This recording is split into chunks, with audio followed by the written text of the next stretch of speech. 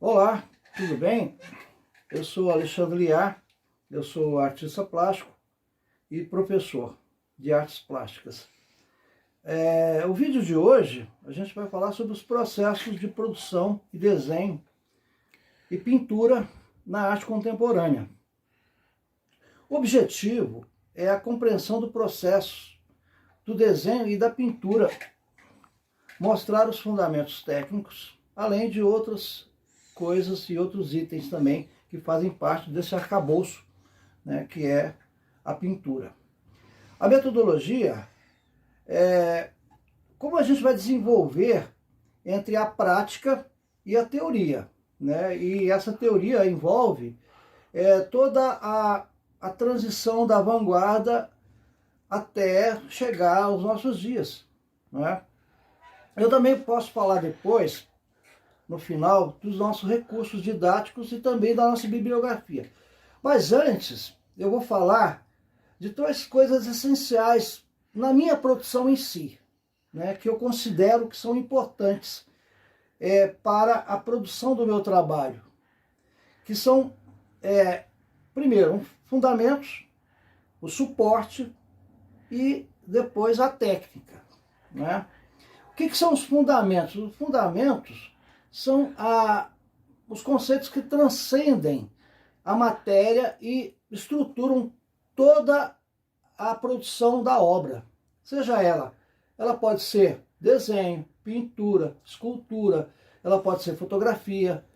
Isso entra também no cinema, na plataforma digital, quando você vai trabalhar também numa plataforma digital, vai desenhar nessa plataforma, vai pintar nessa plataforma, na gravura, enfim, todos os aspectos da arte.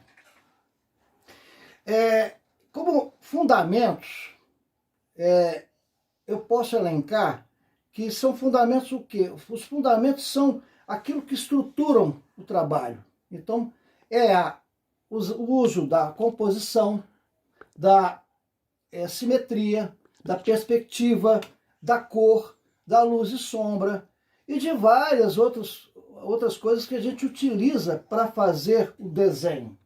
Ele pode ser um esboço, né, como esse aqui, né, que a gente estrutura primeiro toda a figura para depois estruturar, né, terminar de estruturar. Esse é um esboço, passando para depois um trabalho que é um croquis. Esse croquis ele pode ser feito num papel, grande ou pequeno, não é? Então, nesse caso, eu fiz um croquis desse tamanho. Para quê? Para utilizar um suporte.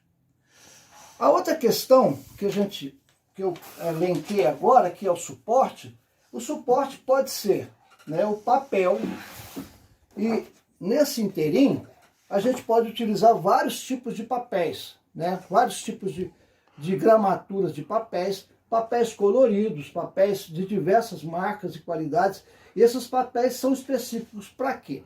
Eles podem ser utilizados como aquarela, desenho a lápis, desenho a giz pastel, o pastel seco, o oleoso.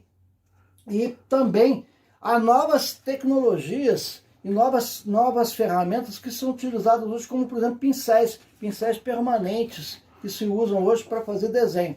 Esses pincéis, eles também são incorporados na pintura hoje contemporânea. Eles são incorporados. Então, muitas vezes você tem desenho e pintura ao mesmo tempo, trabalhando num suporte que é a tela. A técnica, a gente pode elencar duas técnicas. No caso hoje, nesse contexto do nosso trabalho, que a gente trabalha como pintura, né, a gente pode trabalhar com a tinta acrílica, né, uma tinta versátil. Ela é um sulfato de polivinila. Essa tinta, ela é bem, digamos, versátil. Ela é muito versátil. Por quê? Porque ela pode ser colocada e utilizada em vários suportes. Ela pode ser utilizada no papel, um papel de uma espessura de gramatura muito boa, ela pode receber como uma aquarela, como uma pintura, né? Então você tem essa ampla condição de utilizar essa tinta. A outro material que você pode utilizar é a tinta óleo. Essa tinta óleo, ela é um pouco mais, digamos, ela tem uma resistência maior a ser, por exemplo, aquarelada. Mas se utilizando corretamente, né, usando os processos, então ela tem as mesmas qualidades da tinta acrílica. A tinta acrílica também pode ser trabalhada com espessuras, né, com empaste, e também a tinta a óleo, certo? O suporte para esses dois materiais, ele é o mesmo. Ele pode ser utilizado numa tela comum, ela pode ser esticada num chassi, né, como a gente chama, um bastidor, né, uma tela de tecido preparada com uma base em PVC, né, em acrílica, certo? Então, agora, uma coisa que é interessante é o seguinte: cada material desse, ele tem uma solubilidade, né? Então, por exemplo, a tinta acrílica, ela é solúvel a uma água, né? E também a um médium acrílico. Então, é uma tinta que pode ser dissolvida nesse veículo.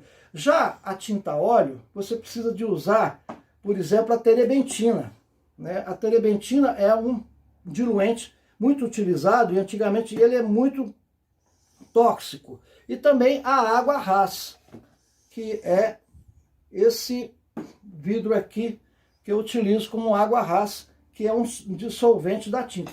Pode ser também usada para um espessamento maior, o óleo de linhaça, certo? Esses dois produtos se utiliza pincéis de natureza similares. Qualquer tipo de pincel pode ser utilizado para esse tipo de trabalho, certo? E uma coisa é que esses dois produtos, eles podem transitar e trabalhar, não digo conjuntamente, mas se você for trabalhar com os dois produtos, você vai trabalhar primeiro com a tinta acrílica. Por quê? Porque a tinta acrílica, ela tem uma base de PVA, de PVC, que é o acrílico.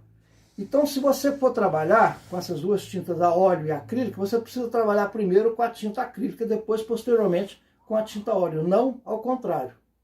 Porque se você fizer isso, o que vai acontecer? A tinta óleo não vai absorver a tinta acrílica. Já ao contrário, a tinta acrílica, ela consegue receber o óleo, certo?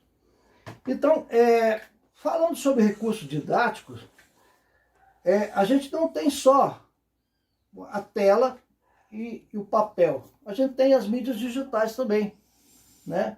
Que são mídias novas, recentes, que hoje os artistas estão trabalhando, não é?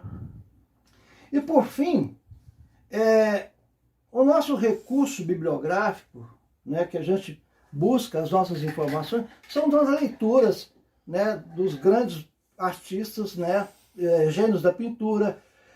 E na teoria, eu busco sempre trabalhar e buscar elementos da Faiga Ostrower, que é uma artista gravurista brasileira que é contemporânea a nós e que tem um discurso muito, muito bom a respeito da arte.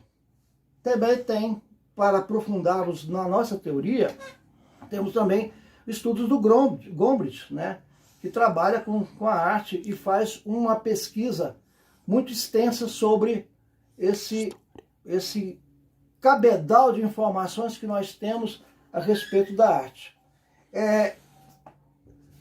Na questão de transitar do desenho para a pintura, você pode trabalhar, às vezes, com o desenho propriamente dito, pronto já, feito a lápis, a caneta, né? Como eu fiz aqui, um trabalho com caneta e lápis. Então é um trabalho autoral, onde eu executo duas técnicas, uma técnica do lápis e a outra da caneta esferográfica, que é também um recurso, né? Agora, usando esses fundamentos. Quando o artista se apropria desses fundamentos que eu acabei de falar, que é a perspectiva, a proporção, a simetria, a cor, ele pode transitar em todas essas variáveis que são esses conceitos, essas escolas artísticas. Ele pode trabalhar desde a escultura, desde a pintura, o desenho, e passando por todas essas modalidades artísticas.